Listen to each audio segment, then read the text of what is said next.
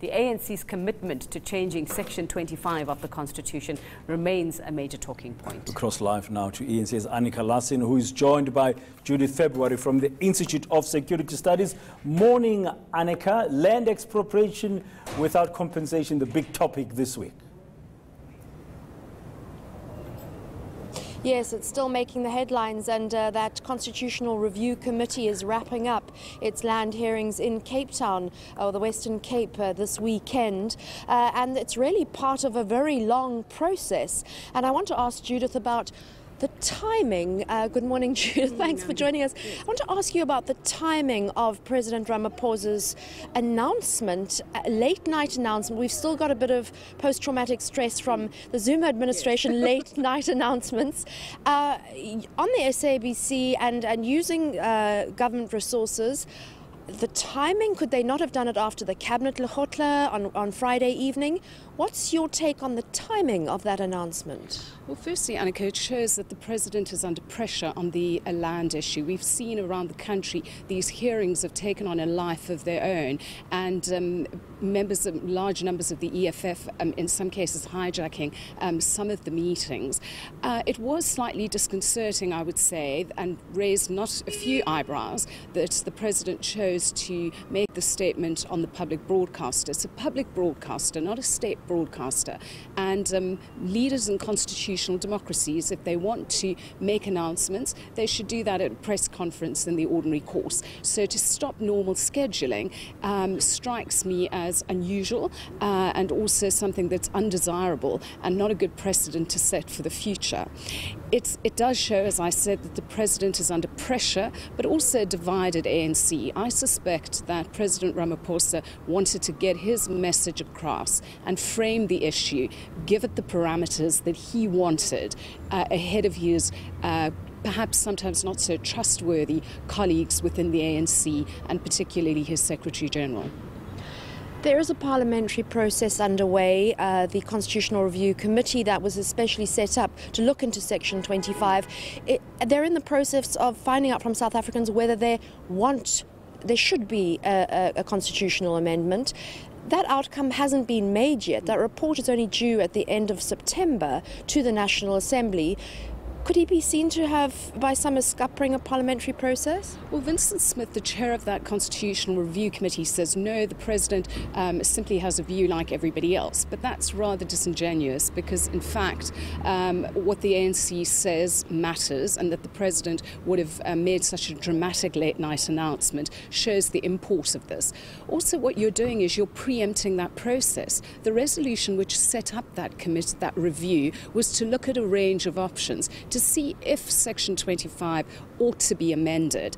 And given the way in which our party political system works, the way in which our electoral system works, it would be highly unlikely that the ANC members on this committee would vote against what is coming out of Luthuli House. So de facto, it is a done deal. But also, some might say that it undermines public participation, because in fact what President Ramaphosa is doing is intending, as he told us, to start a parallel process, which is a process of constitutional amendment. That has to happen separately from this committee. So what is the point of these hearings? The public participation element, one could argue, if you look at some constitutional court cases like Matatiele Municipality and Doctors for Life, has now been undermined. And if somebody were to bring an interdict to stop these hearings, there might be merit in that. Last question. You wrote an article in the Daily Maverick this morning about the wording of any constitutional amendments, possible constitutional amendments. We were hearing previously from the President, it would have to be look at sustainability. There could be no impact on food security. Expropriation without compensation could only happen with a public purpose. Is some of that wording extremely important, and is some of it falling away? Well, he did talk on, in his statement, he did talk about sustainability, and he couched it in slightly different words. But the devil will be in the detail what does that amendment, what is it going to say, who is going to craft it, and we're going to have to have public hearings again on the wording of such an amendment, not whether it should or shouldn't be done, because that seems to be moot. So for me, everything still is very much up for grabs, and very uncertain in terms of how this will work. And of course, Annika, the fallout of this is that it has real life consequences for farmers, for investments and so on. So while we're all tussling about wording, there are real life economic consequences for this uncertainty. And despite the fact that the President said he wanted some certainty, so we do have some certainty, but one could argue that expropriation without compensation has been the ANC's view ever since Nasrec. That has not changed. What has changed is the sudden speed and also preempting this parliamentary process,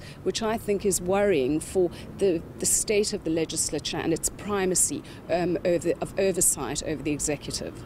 Thank you so much, Judith, for joining us. Dan, there you heard it. So much of it is still up in the air. It's about wording, and I think it's going to dominate the run-up to the 2019 general elections and the parliamentary processes here, not only just this year, but for the beginning of next year. And I'll be speaking to you in a little while about the South African Bureau of Standards before Trade and Industry. That board has been dismissed, accused of selling substandard coal to Tegeta, which was owned by the Guptas, and certifying that coal as being higher grade than it actually was. So we'll chat to you later about that. Yeah, that should be just after 8:30. Thank you very much, Annika, and also thanks to Judith February. That's Annika Larsen, our colleague there outside Parliament. She'll be back with us on Morning News today on that other topic of the subs inquiry after 8:30. Now,